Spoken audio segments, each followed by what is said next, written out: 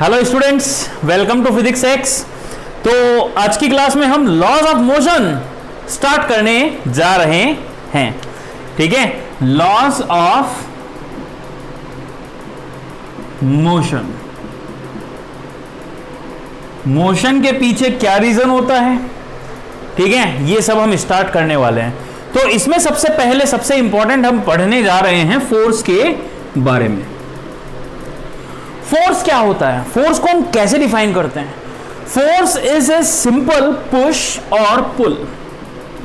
It is a simple push और pull which is responsible to change the momentum.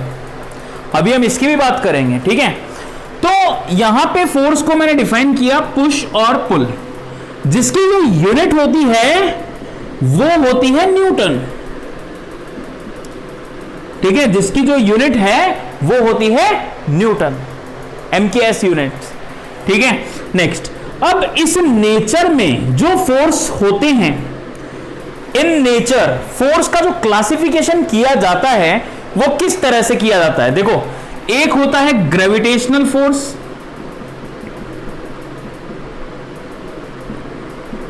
Next second type of force होता है electromagnetic force,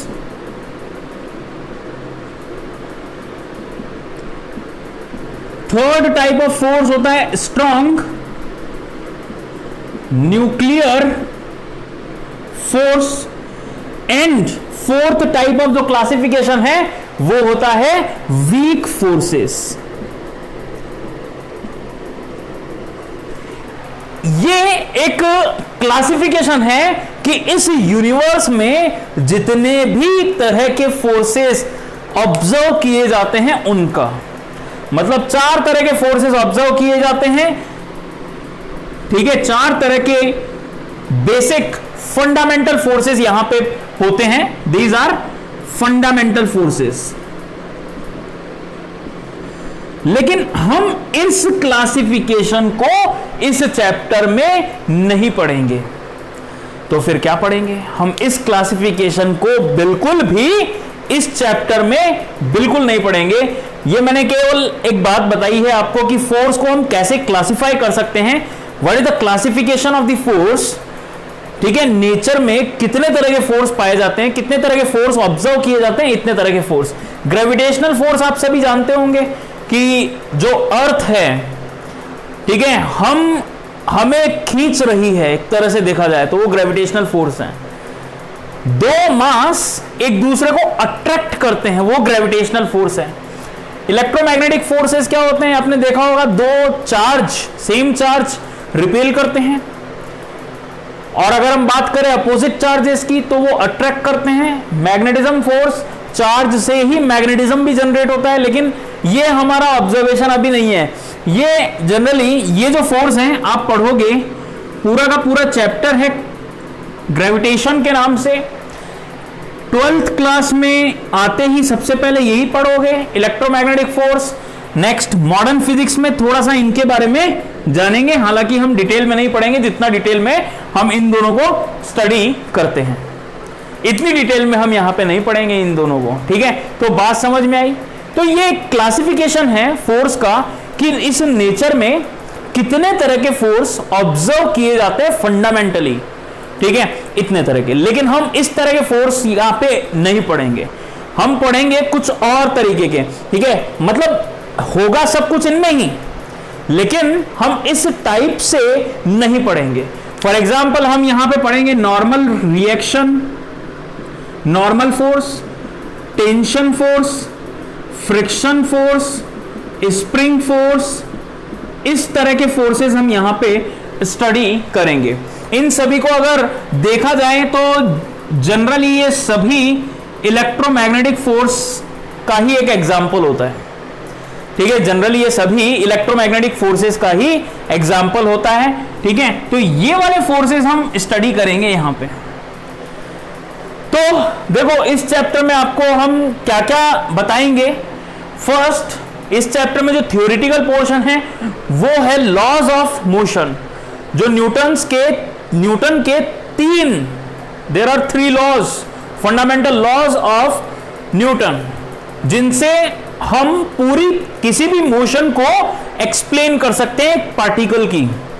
particle क्यों बोल रहा हूं यहां पे मैं? बॉडी, दो तरह की चीजें होती है बेटा यहां पे, एक होता है पार्टिकल, दूसरा होता है बॉडी। पार्टिकल का मतलब क्या होता है? कोई भी बॉडी जिसकी डायमेंशन नेग्लिजिबल होती है, नेग्लिजिबल डायमेंशन, नेग्लिजिबल डायमेंशन की हम यहां पे बात करते हैं, नेग्लिजिबल डायमेंशन की हम बात करते हैं। तो मैंने कहा पार्टिकल की मोशन को ऑब्जर्व करेंगे, और हम बात करें जनरली हम इसमें ट्रांसलेशनल मोशन को ऑब्जर्व करेंगे, रेक्टिलिनियर मोशन को ऑब्जर्व करेंगे। मतलब क्या हुआ? ये जो है ऐसे मूव कर रहा है, ये ऐसे मूव कर रहा है, ये ऐसे मूव नहीं कर रहा। समझ गए मेरी बात?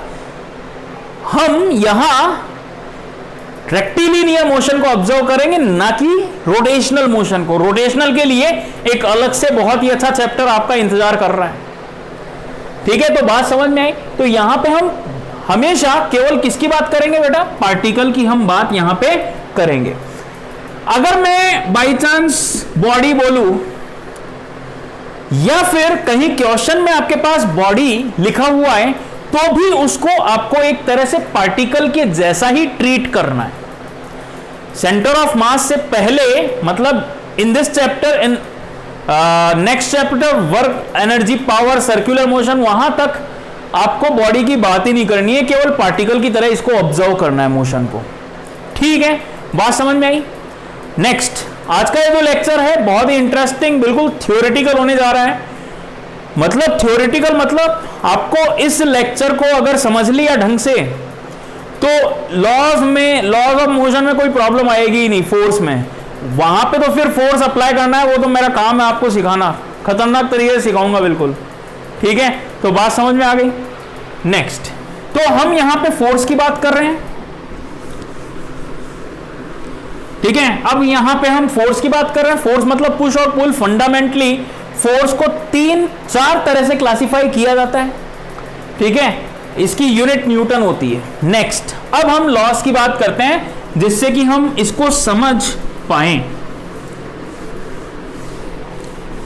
ठीक है, ताकि इसको हम समझ पाएं। सबसे पहले हम बात करते हैं first inertia, law of inertia, या फिर first law.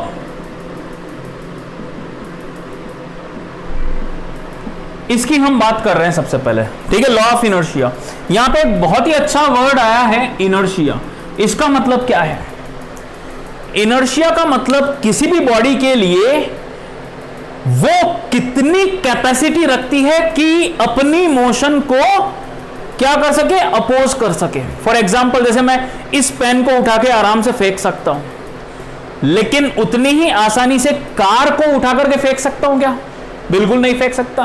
That means car का जो इनर्शिया है वो ज्यादा है, कार का इनर्शिया ज्यादा है, वो मोशन को अपोज करने की क्षमता ज्यादा रखती है। ये इनर्शिया से मतलब होता है, लॉ ऑफ इनर्शिया। ठीक है, first law of motion.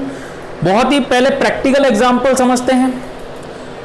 Practical example समझते हैं, जैसा कि आप सभी सुनते हुए आए हैं बचपन से, क्या कि बस से जब आप उतरते हैं तो आगे की तरफ मुंह करके उतरते हैं। ऐसा क्यों हुआ? क्योंकि जो पैर जो बस से कांटेक्ट में हैं, आपके पैर, वो तो बस के साथ साथ मूव कर रहे हैं। जैसे ही आप पैर को जमीन पे रखे सरफेस पर, सरफेस के कांटेक्ट में आते ही रेस्ट पर होना चाहेंगे, लेकिन आपकी बॉडी अभी भी नहीं होना चाहती रेस्ट पर, तो फटाफट उसको रोकने के लिए आपको क्या करना पड़ता है? मूव करना पड़ता है, नहीं तो आप गिर जाओगे। इसी तरह का एक एग्जांपल होता है ब्रेक लगने पर आगे की तरफ झुकना, या रेस एक्सीलरेटर दबाने पर पीछे की तरफ होना। ये सभी इनर्शिया के एग्जांपल होते हैं। तो लॉ ऑफ इनर्शिया क्या कहता है? ध्यान से सुनो। लॉ ऑफ इनर्शिया कहता है कि एक बॉडी अगर रेस्ट पर है और एक कांस्टेंट स्पीड से मूव कर रही है, अगर एक बॉडी या तो रेस्ट पर है और मूविंग विथ कांस्टेंट वेलोसिटी, ध्यान रखें यहां मैंने यूज किया है वर्ड वेलोसिटी, ठीक है, मूविंग विथ कांस्टेंट वेलोसिटी, ठीक है, वेलोसिटी यूज किया है ना कि स्पीड। अगर कोई बॉडी रेस्ट पर है और मूविंग विथ कांस्टेंट वेलोसिटी, तो वो रेस्ट पर ही रहेगी या फिर उसी वेलोसिटी से मूव करती रहेगी जिससे पहले कर रही थी, जब तक कि उस पर फोर्स ना लगाया जाए, जब तक कि उस पर फोर्स ना लगाया जाए। ठीक है, बात समझ में आई मैंने क्या बोला? मैंने क्या कहा? A body is in rest और moving with constant velocity will remain in rest or moves with constant velocity unless an external force applies on it। जब तक कि एक एक्सटर्नल फोर्स इस पर ना लगाया जाए तब तक बॉडी रेस्ट पर है तो रेस्ट पर ही रहेगी और constant velocity, that means uniform motion में है तो यूनिफॉर्म मोशन में ही, not uniformly accelerated, it is uniform motion, और यूनिफॉर्म मोशन में है तो यूनिफॉर्म मोशन में ही रहेगी जब तक कि उस पर कोई एक्सटर्नल फोर्स ना लगाया जाए। अब ये सब चीजें हम बचपन में पढ़ चुके हैं, 9th क्लास में हम ये सब चीजें पढ़ चुके हैं बिल्कुल अच्छी तरह से, बिल्कुल आप सुनते होंगे डेली लैंग्वेज में ये सब चीजें बिल्कुल आप पढ़ चुके होंगे। लेकिन इसका मतलब क्या क्या हम निकाल सकते हैं, ध्यान से सुनो। मैंने क्या कहा? अगर बॉडी रेस्ट पर है तो रेस्ट पर ही रहेगी, और अगर मूविंग विथ कांस्टेंट वेलोसिटी तो कांस्टेंट वेलोसिटी से ही मूव करती रहेगी if net force on the body is zero. बहुत ही अच्छा मीनिंग निकलता है, ध्यान रखना। इक्विलिब्रियम आपने सुना होगा, questions of equilibrium, questions of equilibrium, इसके क्वेश्चन कहां से सॉल्व होंगे? यहां से। क्या कहा मैंने यहां पे? अगर बॉडी रेस्ट पर है और कांस्टेंट वेलोसिटी से मूव कर रही है तो वो वैसे ही मूव करेगी। अब देखो, चलो इसको समझते हैं। मतलब मैंने क्या कहा? अगर बॉडी पर लगने वाले नेट फोर्सेस जीरो हो जाए, अब वो फोर्स जो है वो कैसी क्वांटिटी है भाई? वेक्टर क्वांटिटी है। अगर बॉडी पर लगने वाले नेट फोर्सेस जीरो हो जाए तो बॉडी तो रेस्ट पर ही रहेगी ना, या फिर अगर वेलोसिटी से मूव कर रही है तो कांस्टेंट वेलोसिटी से मूव करेगी, उसमें कोई बड़ी बात नहीं है, हाँ या ना? अगर कोई बॉडी रेस्ट पर है, रेस्ट पर ही रहेगी, या फिर कांस्टेंट वेलोसिटी से मूव करेगी तो कांस्टेंट वेलोसिटी से ही मूव करती रहे। बार बार मैं इस चीज को क्यों दोहरा रहा हूं, ध्यान से सुन लो, धोखा खा जाते हैं बच्चे यहां। ये तो याद रहता है, पर इसका मतलब हमें ये करना है यहां पे पूरे चैप्टर में। अब फोर्स वेक्टर क्वांटिटी है, सोचो वेक्टर क्वांटिटी मतलब there are 3 components of the force x y z, तो इसका मतलब x और y का और z का इनसे आपस में कोई रिलेशन है ही नहीं ना।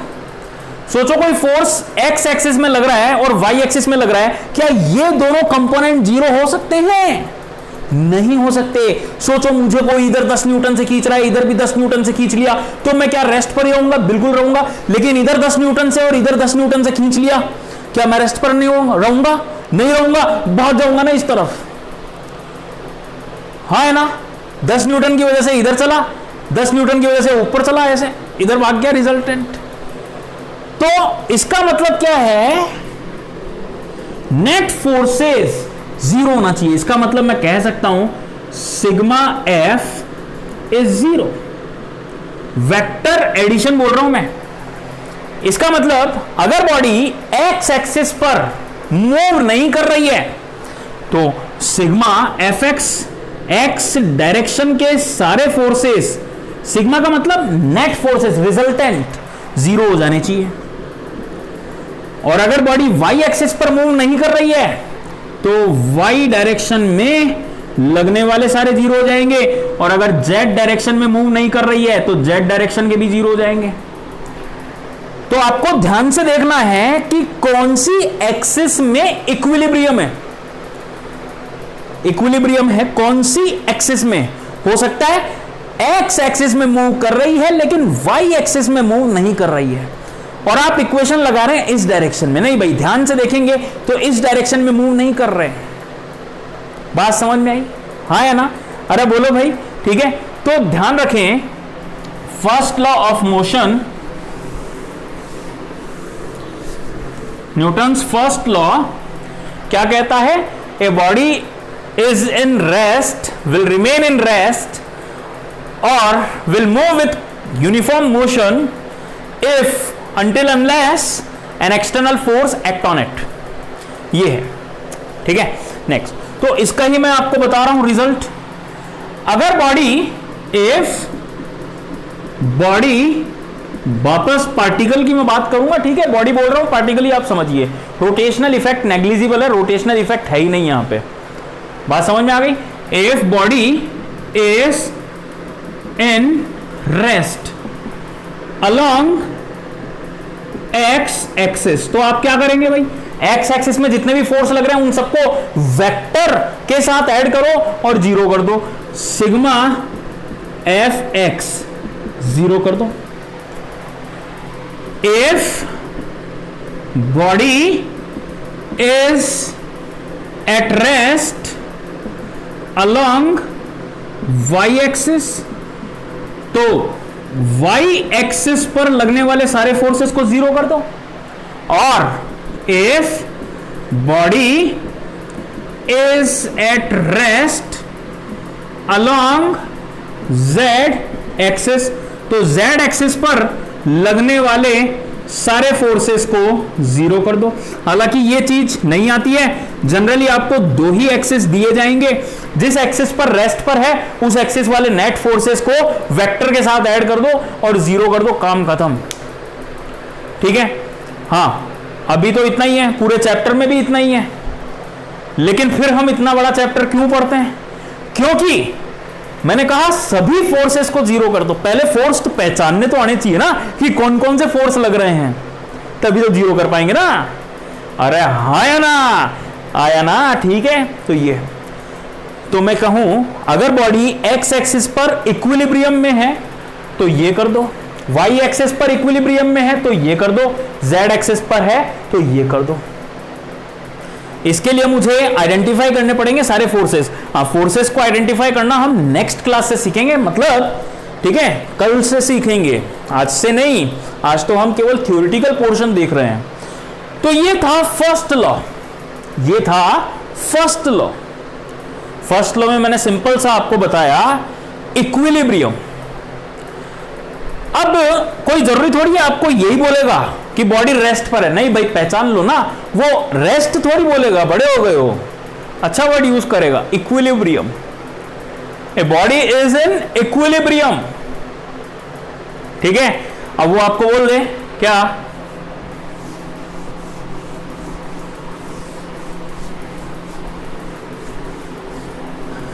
ठीक है, वो आपको बोले क्या बोले? ए body is in equilibrium, A body is in equilibrium. तो यहां पे आपको कुछ नहीं बोल रहा है, एक्स में भी नहीं बोल रहा, वाई में भी नहीं बोल रहा, बस वो बोल रहा है इक्विलिब्रियम, इसका मतलब वो रेस्ट पर है। तो आप एक्स और वाई एक्सिस पहचानो, वापस बोल रहा हूं वेक्टर ध्यान से पढ़ना, एक्स और वाई एक्सिस पहचानो, जो आपकी इच्छा हो वो पहचान लो भाई, जो आपकी इच्छा हो वो ले लो, कोई दिक्कत नहीं है। Identify x and y axis and ये जीरो कर दो, बस आपका आंसर आ जाना है उसी time. A body is in equilibrium, तो आप क्या कर दो, ये चीज जीरो कर दो। ये होता है लॉ ऑफ इनर्शिया। वो आपको बोल सकता है क्या, वापस से सुन लो, शॉर्ट में कंक्लूड करें इसको क्या, if a body is in rest or moving with uniformly, then it will remain at rest or move with uniform motion until unless a force, an external force act on it. इसका मतलब क्या होगा? अगर body पर net force zero है, अगर body पर net force zero है, if net force is zero, then body will be in rest. और अगर वो पहले यूनिफॉर्मली मूव कर रही थी तो अभी भी यूनिफॉर्मली मूव करेगी. दूसरा, if body is in equilibrium, then आपको क्या करना है? Sigma F x zero, sigma F y zero कर देना है. ठीक है, बात समझ में आ गई, इनर्शिया का मतलब समझ में आ गया, सब कुछ समझ में आ गया. ठीक है, सेकेंड लॉ में चलते हैं. Now Newton's second law very very important. First law ने बात की रेस्ट की. अभी इसका एग्जाम्पल पूरा नहीं हुआ है, अभी इसका एग्जाम्पल पूरा नहीं हुआ है, ध्यान रखें. प्रैक्टिकल एग्जाम्पल अभी पूरा नहीं हुआ है. जब हम कल आइडेंटिफाई करेंगे फोर्सेस को, जब हम फोर्सेस को आइडेंटिफाई करेंगे तो वापस से मैं फर्स्ट लॉ को रिकॉल करूंगा, ध्यान रखना. अभी पूरा नहीं हुआ है ये, अभी केवल मैं थ्योरेटिकल चीजें बता रहा हूं कि हां ये थ्योरी होती है. Next, second law of Newton's second law.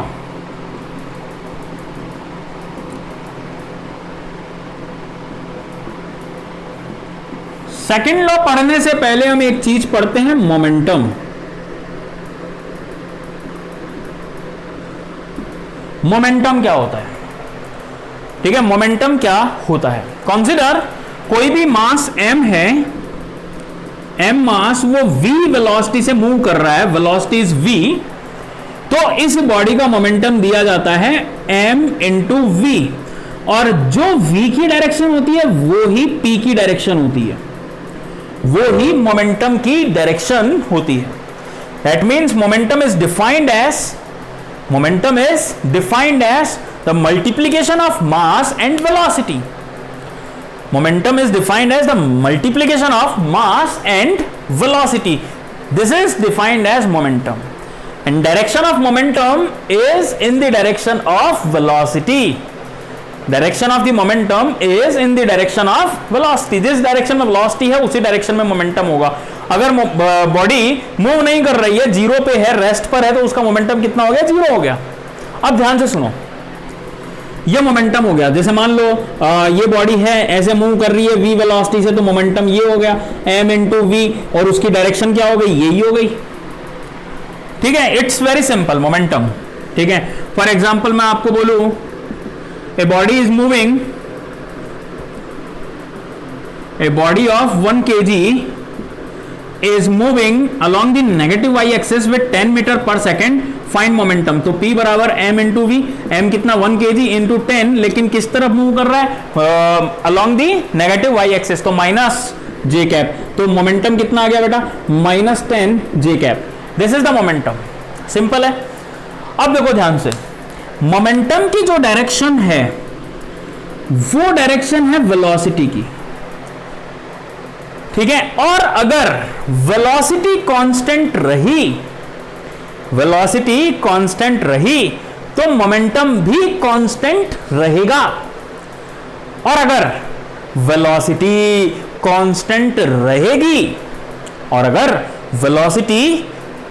रहेगी तो वापस से रिकॉल करो first law, uniformly motion. Net force कितना होगा बेटा? जीरो होगा. नेट फोर्स कितना होगा? जीरो होगा. दैट मीन्स मैं कह सकता हूं कि momentum is defined as m into v, और मोमेंटम की डायरेक्शन क्या है? वेलोसिटी की डायरेक्शन. अगर किसी बॉडी पर फोर्स लगेगा, until unless a force act on it, क्या वेलोसिटी चेंज हो जाएगी? बॉडी, अगर कोई फोर्स लग रहा है तो क्या बॉडी रेस्ट पर रह पाएगी? नहीं. अगर कोई फोर्स लग रहा है, क्या वो यूनिफॉर्मली मूव करेगी? नहीं. हाँ है ना, बात समझ में आ गई? ठीक है, मेरी बात बिल्कुल अच्छे से क्लियर हो गई? बोलो भाई, ठीक है ना? हाँ है ना? सही है, बात बिल्कुल क्लियर है. नेक्स्ट, नेक्स्ट देखो भाई, तो मैंने कहा अगर ये होगा, क्या होगा, फोर्स लगेगा। अगर कोई फोर्स लगेगा तो फोर्स लगेगा, इसका मतलब क्या होगा, वेलोसिटी चेंज होगी, मोमेंटम चेंज होगा। तो ये सेकंड लॉ नेट फोर्स के बारे में बताता है, चेंज इन मोमेंटम बताता है। तो ये क्या बताता है, ध्यान से सुने, second law,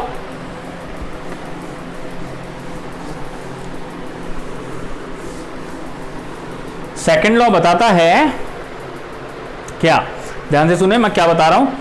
according to second law of motion, external force acting on the body, external force और it is called as net force. External मत लिखो, केवल नेट लिख दो, काम चल जाएगा, कोई खास बात नहीं है। Net force acting on a body, net force acting on the body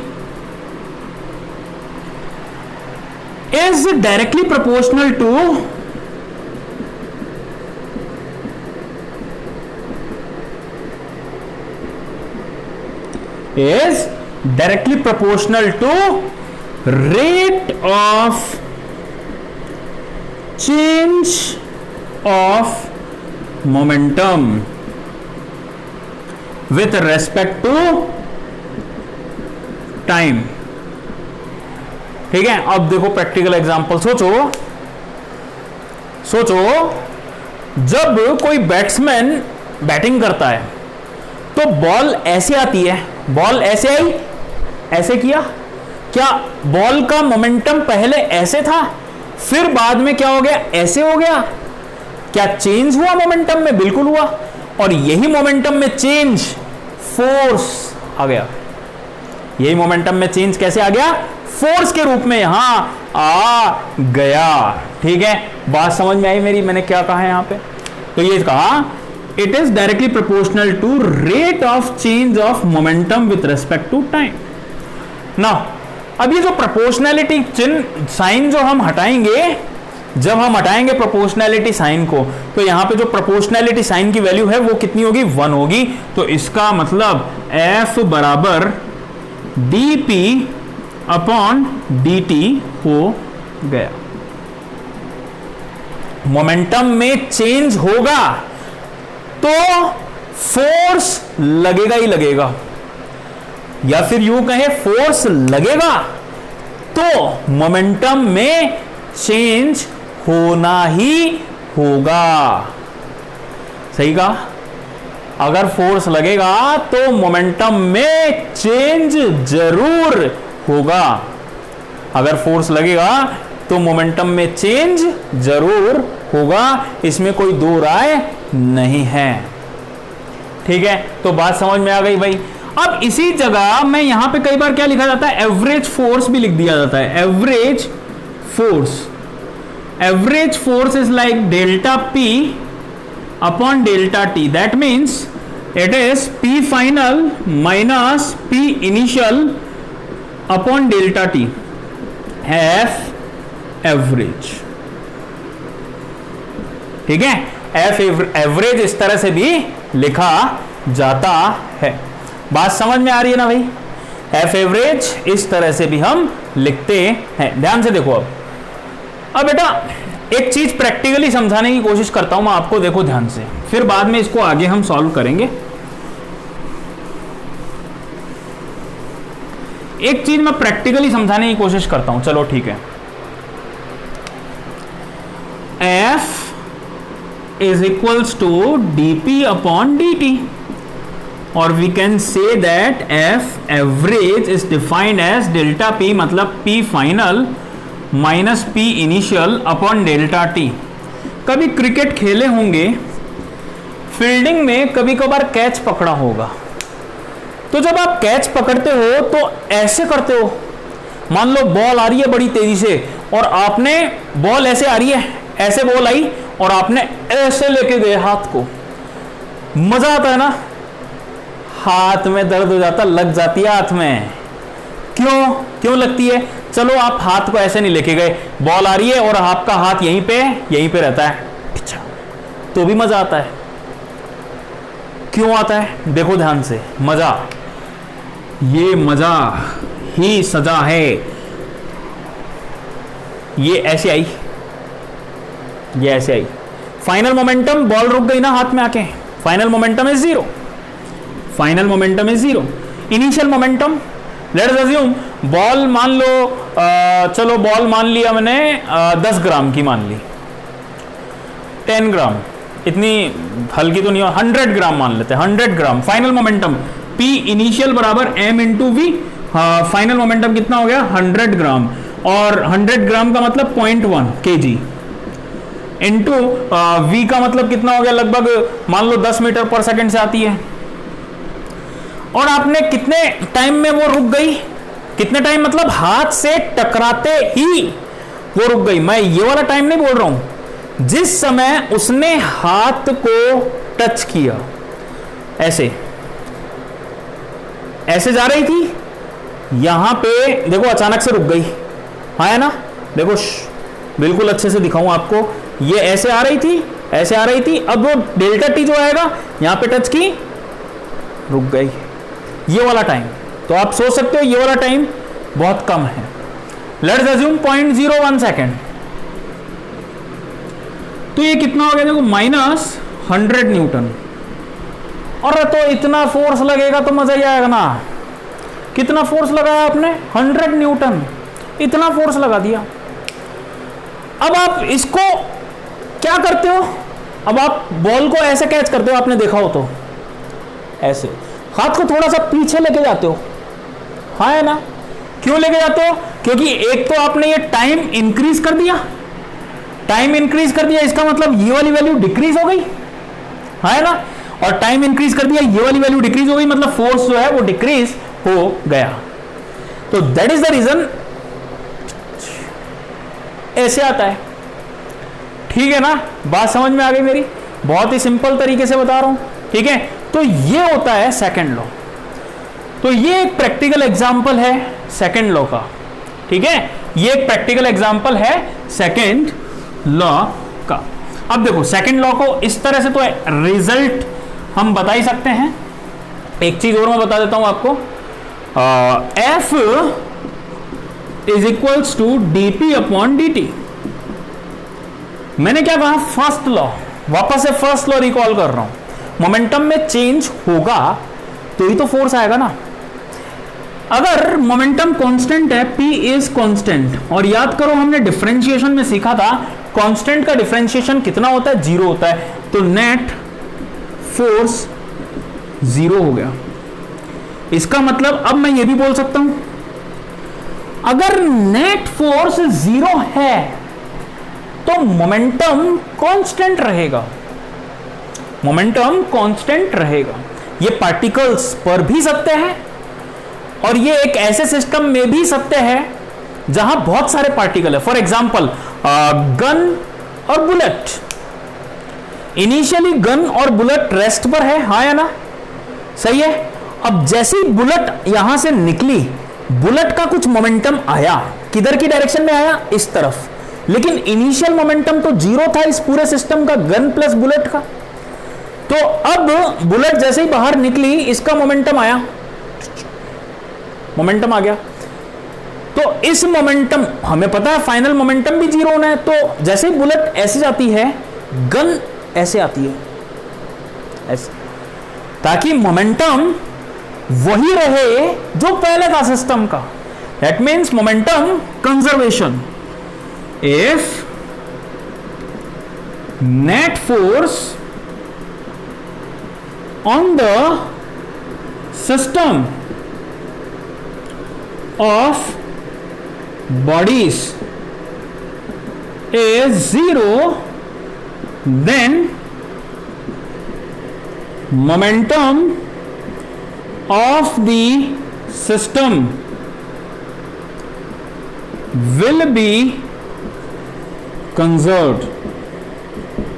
physics में सबसे इंपॉर्टेंट थ्योरम है सबसे इंपॉर्टेंट थ्योरम है, इससे इंपॉर्टेंट कुछ है ही नहीं है, one of the most important. इसीलिए इसकी चर्चा हम बाद में करेंगे, कुछ 2 चैप्टर के बाद में, सेंटर ऑफ मास वाले चैप्टर में इसको हम डिटेल में स्टडी करेंगे, बहुत ज्यादा डिटेल में इसको हम बहुत ज्यादा डिटेल में स्टडी करेंगे। ध्यान रखना, सेंटर ऑफ मास वाले चैप्टर में वेरी इंपॉर्टेंट, चाहे कुछ भी हो जाए क्वेश्चन तो आना ही आना है। Net force on the system on the bodies is 0, then momentum of the system will be conserve. This is momentum conservation theorem. Conservation of momentum, conservation of momentum, ठीक है, कंजर्वेशन ऑफ मोमेंटम। बात समझ में आ गई? हाँ या ना? बोलो भाई। ठीक है, अच्छी बात है, अरे वाह, मजा आ गया। बिल्कुल, momentum of the system will remain conserve. इसका मतलब क्या हुआ? फॉर एग्जाम्पल, जैसे मान लो ये एक गोला है जिसका मास 10 kg है। अब ये गोला फट गया, 2 बराबर पार्ट्स में टूट गया, और बोल रहा है कि एक पार्ट 5 kg का 100 मीटर पर सेकंड की वजह से इस तरफ गया, तो बताओ दूसरा पार्ट किस तरफ जाएगा? तो 5 kg। मान लिया इस तरफ गया v स्पीड से, तो इनिशियल मोमेंटम बेटा 0, फाइनल मोमेंटम देखो, मोमेंटम m इंटू वी।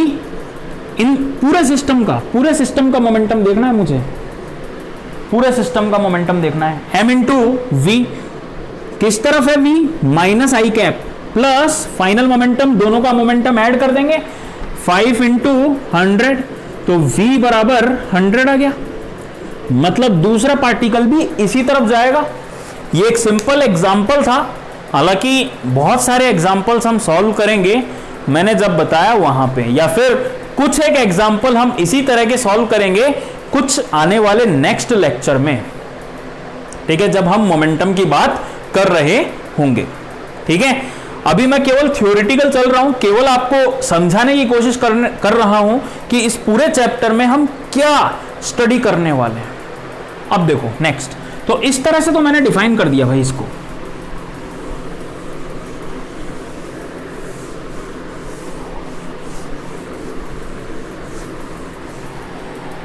मैंने इस तरह से डिफाइन कर दिया ना, P is defined as m into v. No, तो मैं इसको डिफाइन कर सकता हूं, देखो मान लो m तो वैसे जनरली कांस्टेंट ही रहता है, जैसे बॉल है, बॉल का मास कांस्टेंट ही रहेगा, लेकिन जस्ट अज्यूम कर लो, जैसे मान लो मैं बोलूं आपको रॉकेट है, तो रॉकेट का मास थोड़ी कांस्टेंट रहता है, तो मास को भी मैं वेरिएबल मान के चलूंगा ना, तो इसको जब मैं सॉल्व करता हूं तो क्या हो जाता है, m into dv upon dt। एक को मैं बाहर रखता हूं, दूसरे का डिफरेंशिएशन करता हूं, प्लस दूसरे को बाहर रखते हैं, पहले का डिफरेंशिएशन हम करते हैं f। ये जो बेटा ये v स्पीड है, ये रिलेटिव स्पीड है, ध्यान रखें, बाद में बताऊंगा एग्जांपल से रॉकेट टाइप ऑफ क्वेश्चंस में ये जो फॉर्मूला काम आएगा, लिख लो, रॉकेट टाइप क्वेश्चंस में ये फॉर्मूला काम आएगा। ठीक है, रॉकेट टाइप क्वेश्चंस में ये वाला फॉर्मूला काम आएगा। और अच्छे लेवल पे अगर पूछे तो variable mass system, variable mass system में ये चीज हमारे काम आएगी जनरली। ठीक है, अगर मैं आपको बोलूं जनरली मास रिमेन्स कांस्टेंट, तो जब मास कांस्टेंट होगा तो बेटा dm अपॉन dt क्या हो जाएगा, 0 हो जाएगा। That means f is equals to m into dv upon dt। और rate of change of velocity क्या होती है, f is equals to m into a। इस तरह से भी डिफाइंड किया जाता है second law, net force is equals to f is equals to ma। इसका मतलब क्या हो गया, ध्यान से सुने, अगर किसी बॉडी पर कोई फोर्स लग रहा है अगर किसी बॉडी पर कोई फोर्स लग रहा है तो उसका एक्सेलरेशन होगा ही होगा। अगर किसी बॉडी पर कोई फोर्स एक्ट हो रहा है तो उस बॉडी पर कुछ ना कुछ फोर्स तो लगेगा ही लगेगा। यह बात बिल्कुल सत्य है, यह है इसका मतलब। ठीक है, तो बात समझ में आई। F is equals to m into a, और जो एक्सेलरेशन की डायरेक्शन होगी ना बेटा, जो एक्सेलरेशन की डायरेक्शन होगी वही डायरेक्शन नेट फोर्स की होगी। इसका मतलब जैसे मान लो कोई बॉडी है और उस बॉडी पर मैं फोर्स लगाना चाह रहा हूं, इस तरफ फोर्स लगा रहा हूं, तो मैं इसी तरफ भागूंगा ना, इस तरफ थोड़ी भाग जाऊंगा। तो इसका मतलब क्या हो गया, एक्सीलरेशन की जो डायरेक्शन आएगी वो नेट फोर्स की डायरेक्शन में आएगी। ठीक है, F is equals to m into a. अगर किसी बॉडी पर नेट फोर्स लग रहा है तो that body will be moving with some acceleration. If net force on body is non-zero, then that body will have some acceleration. Suppose अब मैं x और y डायरेक्शन में अलग अलग लिखूंगा, मैं वापस से बता रहा हूं, मैं एक साथ थोड़ी लिखूंगा। x डायरेक्शन में फोर्स लग रहा है वो x वाला जाने, y में जो लग रहा है वो y वाला जाने। x और y आप जानो कौन सी चूज करनी है, कौन सी ऑप्ट करनी है। ठीक है, तो यहां पे भी वही उसूल है, जिस डायरेक्शन के वेरिएबल्स आप ले रहे हो उसी डायरेक्शन में इक्वेशन लिखो। Suppose along the x axis acceleration of the body, net force along the x axis divided by mass। अब मास थोड़ी होता है x डायरेक्शन में y डायरेक्शन, मास तो मास होता है। नेट फोर्स से मतलब क्या है, सोचो इस तरफ मुझे कोई खींच रहा है 50 न्यूटन से और इस तरफ मुझे कोई खींच रहा है 10 न्यूटन से, तो नेट फोर्स कितना हो गया, 50 माइनस 10, 40 न्यूटन। किस तरफ, इस तरफ मूव कर जाऊंगा। ठीक है, और along the y axis ay sigma F y upon m. तो ध्यान रखें जिस एक्सिस में आप यूज कर रहे हैं उसी एक्सिस का लिखें। ठीक है, बात समझ में आई, हाँ है ना। तो ये था बेटा सेकंड लॉ की थ्योरी कंप्लीट। मैं बता रहा हूं अभी खत्म नहीं हुआ है, हम क्वेश्चंस करेंगे, लेकिन क्वेश्चंस मैं आपको तब तक नहीं करवा सकता जब तक कि आप फोर्स को आइडेंटिफाई करना ना सीख जाए। क्योंकि अगर फोर्स को आइडेंटिफाई नहीं कर पाओगे तो क्वेश्चंस कोई भी नहीं कर पाओगे, चाहे क्वेश्चन कितना भी सिंपल हो। इसलिए मैं अभी क्वेश्चंस यहां पे इंक्लूड नहीं कर रहा हूं, केवल आज की क्लास में मैं थ्योरी आपको बताऊंगा, फिर हम धीरे धीरे स्टेप वाइज स्टेप फोर्सेस को आइडेंटिफाई करेंगे और फोर्स को आइडेंटिफाई करने के बाद क्वेश्चंस करेंगे पर्टिकुलर। पहले इक्विलिब्रियम पे करेंगे, फिर इस पे करेंगे, सेकंड लॉ पर करेंगे, third action reaction, third law, Newton's third law.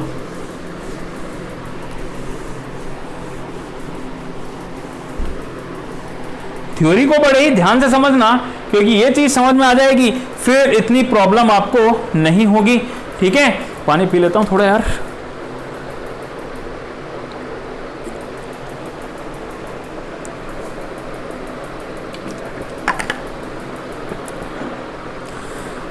Third law, ठीक है, Newton's third law.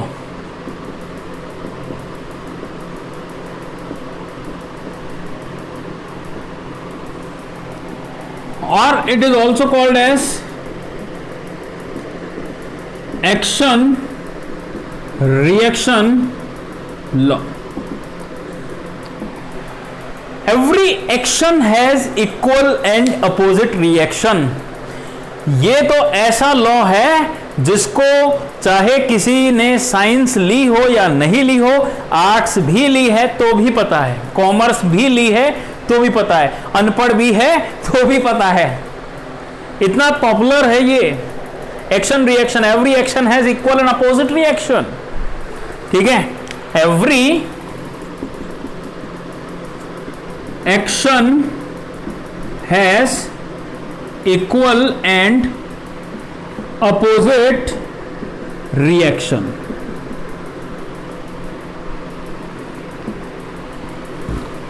equal and opposite।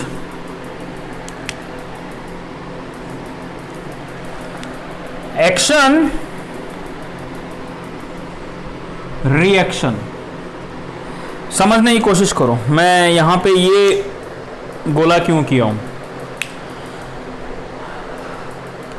दीवार के मुक्का मार के बताओ जोर से, क्या होगा? आपने एक्शन किया, दीवार ने रिएक्शन दिया। ठीक है, लगा ना? बिल्कुल लगेगा। आपने जितने फोर्स से दीवार को मारा, हिट किया, उतने ही फोर्स से दीवार ने आपको हिट किया। उतने ही फोर्स से दीवार ने आपको हिट किया। मैंने क्या बोला? स्टेटमेंट को जरा ध्यान से सुनो। आपने जितने फोर्स से वॉल को हिट किया, वॉल को हिट किया, वॉल को हिट किया, उतने ही फोर्स से वॉल ने आपको हिट किया। उतने ही फोर्स से, इक्वल एंड अपोजिट। आपने वॉल पर फोर्स लगाया इधर, इधर,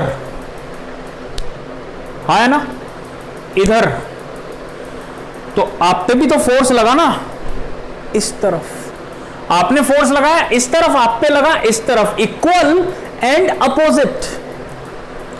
और बहुत ही सिंपल सा एग्जांपल इसमें आता है, रनिंग। जब आप रन करते हैं तो ऐसे नहीं लगता जमीन को पीछे की तरफ धकेल रहे हैं। अगर सोचो वहां पे एक फिक्स सरफेस नहीं होती, वहां पे एक बिल्कुल यहां पे सर्फ वाला पानी आपने डाल रखा है, अब लगाओ, लगेगा ही नहीं, हाँ है ना। हालांकि इसका एक और एग्जांपल है फ्रिक्शन, लेकिन इसको ध्यान से समझो। आपने जब रनिंग करते हो तो ऐसा नहीं लगता आप जमीन को पीछे की तरफ धकेल रहे हो। जितने ज्यादा फोर्सेस से धकेलोगे उतना ही फोर्स आपको जमीन प्रोवाइड करेगी। और यही टेक्निक यूज होती है कि एक अच्छा रनर, मतलब आप उसेन बोल्ट को देखेंगे तो वहां पे टेक्निकल टर्म्स देखेंगे ना, तो वो इस चीज का पूरा फायदा उठाते हैं, इस चीज का पूरा फायदा उठाता है बिल्कुल करेक्ट टेक्निक के साथ। और ये टेक्निक बहुत ज्यादा प्रैक्टिस से आएगी, ऐसे नहीं आती है। That is the reason he is number 1। ठीक है, every action has equal and opposite reaction. ठीक है, अब एक्शन, अब यहां पे ध्यान रखना, एक्शन आपने वॉल पे की, रिएक्शन आप पे हुई। एक्शन एंड रिएक्शन दोनों अलग अलग बॉडीज पर होते हैं। एक्शन आपने वॉल पर लगाई, एक्शन, और रिएक्शन आप पे लगी। जनरल लैंग्वेज में इसको बहुत सारे बिना मतलब के चीजों से जोड़ दिया जाता है। एक्शन इक्वल रिएक्शन, मैंने तेरे साथ बुरा किया, तूने मेरे साथ बुरा किया, एक्शन रिएक्शन। अरे भाई ठीक है, अब ये चीज अलग है, ये चीज अलग है, बस जोड़ दिया गया है उसको।